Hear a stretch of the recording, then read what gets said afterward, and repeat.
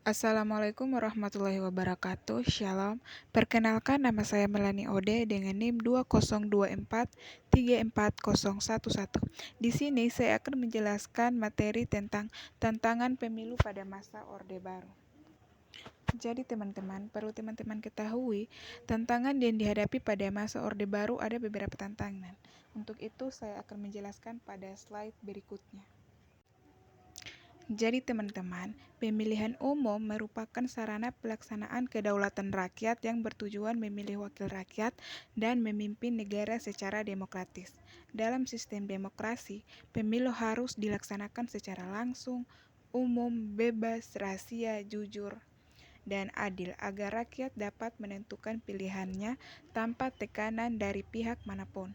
Pada masa Orde Baru 1966 sampai 1998 di bawah pemerintah Presiden Soeharto, pemilu dilaksanakan secara rutin setiap 5 tahun sekali, yaitu pada tahun 1971 sampai 1977 sampai 1982 sampai 1987 sampai 1992 dan 1997. Pemerintah Orde Baru mengklaim bahwa pemilu merupakan pelaksanaan demokrasi di Indonesia. Namun, dalam praktiknya terdapat berbagai tantangan dan permasalahan yang menyebabkan pelaksanaan pemilu belum sepenuhnya demokratis. Jadi teman-teman, yang melatar belakangi pemilu pada masa Orde Baru, setelah berakhirnya masa Orde Lama, pemerintah Orde Baru berupaya menciptakan stabilitas politik dan pembangunan nasional. Salah satu cara yang dilakukan adalah dengan menyelenggarakan pemilu secara teratur. Pemilu pertama pada masa Orde Baru dilaksanakan pada tahun 1971. Pemerintah berpendapat bahwa stabilitas politik sangat penting untuk mendukung pembangunan ekonomi. Oleh karena itu, berbagai kebijakan diterapkan untuk mengendalikan kehidupan politik masyarakat. Kebijakan tersebut kemudian menimbulkan sejumlah tantangan dalam pelaksanaan pemilu. Jadi teman-teman, ada 7 tantangan pemilu pada masa Orde Baru. Yang pertama, dominasi Golkar dalam pemilu. Yang kedua, penyederhanaan partai politik. Yang ketiga, kurangnya kebebasan politik. Yang keempat, ketidaknetralan aparatur negara. Yang kelima, keterbatasan kebebasan pers dan media massa. Dan yang keenam, mobilisasi massa dalam pemilu. Dan yang terakhir yaitu lemahnya posisi politik. Baik, kita masuk untuk tantangan yang pertama, yaitu dominasi Golkar dalam pemilu. Tantangan utama dalam pemilu masa Orde Baru adalah dominasi Golkar sebagai kekuatan politik yang didukung oleh pemerintah.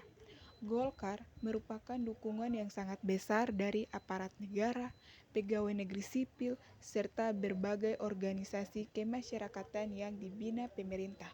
Akibatnya, Golkar selalu memenangkan pemilu dengan perolehan suara yang sangat tinggi. Kondisi ini menyebabkan persaingan politik tidak berjalan secara seimbang karena partai-partai lain memiliki kesempatan yang lebih kecil untuk bersaing. Dampaknya, persaingan politik menjadi tidak sehat. Golkar selalu mendominasi parlemen dan berikutnya yaitu pergantian kekuasaan secara demokratis sulit terjadi. Yang kedua yaitu penyederhanaan partai politik. Jadi teman-teman, pada tahun 1973, pemerintah melakukan penyederhanaan partai politik melalui kebijakan fusi partai. Partai-partai yang ada digabungkan menjadi 3 kekuatan politik yaitu Golkar, PPP atau Partai Persatuan Pembangunan, dan PDI Partai Demokrasi Indonesia. Tujuan resmi kebijakan ini adalah menciptakan stabilitas politik, namun kebijakan tersebut mengurangi keberagaman pilihan politik masyarakat. Dampaknya bagi masyarakat yaitu pilihan masyarakat menjadi terbatas, aspirasi berbagai kelompok masyarakat tidak seluruhnya terwakili, dan kompetensi politik menjadi kurang dinamis. Yang ketiga yaitu kurangnya kebebasan politik. Pada masa Orde Baru, kebebasan politik masyarakat masih dibatasi. Kritik terhadap pemerintah sering mendapat pengawasan yang ketat.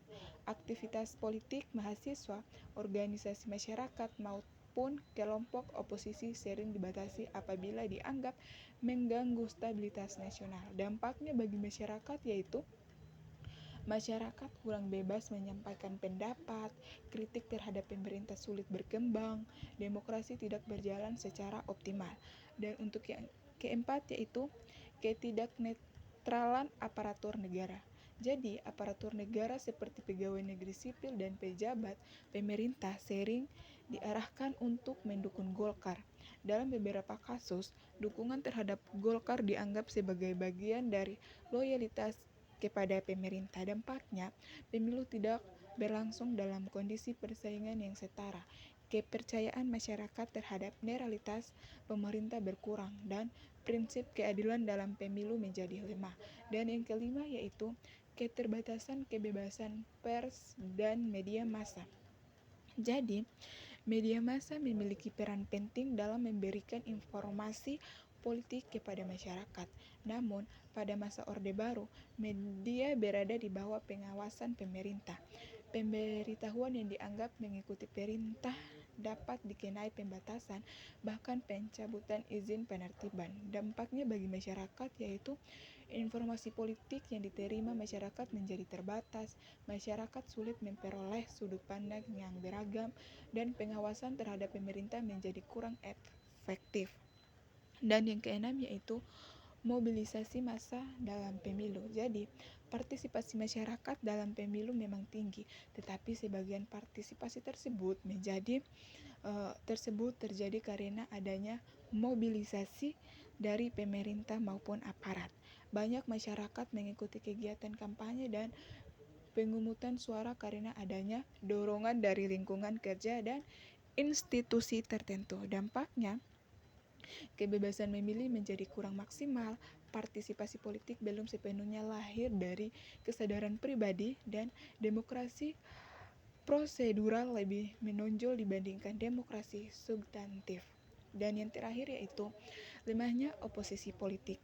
Dalam sistem demokrasi, oposisi berfungsi mengawasi jalannya pemerintah.